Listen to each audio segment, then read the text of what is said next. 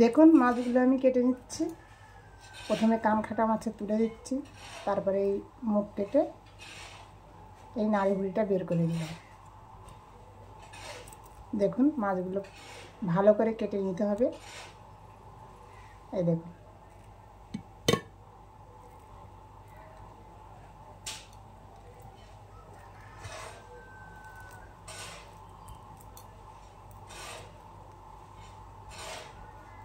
মাছগুলো আমি এইভাবে কেটে নেব।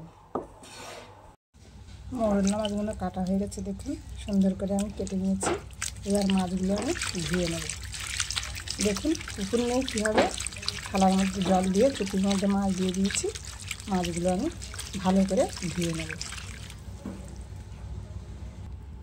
মাছগুলো ভালো করে আমি ধুয়ে নিয়েছি। দেখুন ধোয়া হয়ে গেছে মাছগুলো। লবণ দিয়ে দিলাম, হলুদ দিয়ে দিলাম, কড়াই বসিয়ে তেল দিয়ে দিয়েছি। হলুদ লবণ মেখে নিয়েছিলাম, এবার মাছগুলো দিয়ে দিলাম।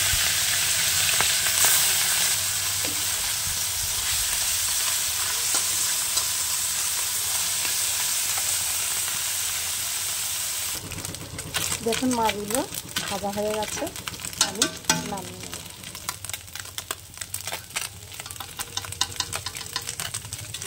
তেল দিয়ে দিয়েছি, তেল গরম হয়ে গেছে, দিয়ে দিচ্ছি একটু পাঁচফোড়ন। ফোড়নটা লাল হয়ে গেছে, এবার দিয়ে দিচ্ছি পেঁয়াজের কুচি,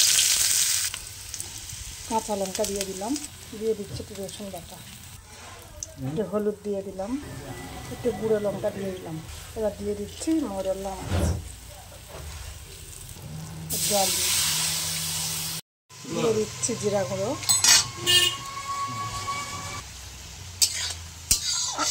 মাছের চচ্চড়িটা হয়ে গেছে, আমি এবার নামিয়ে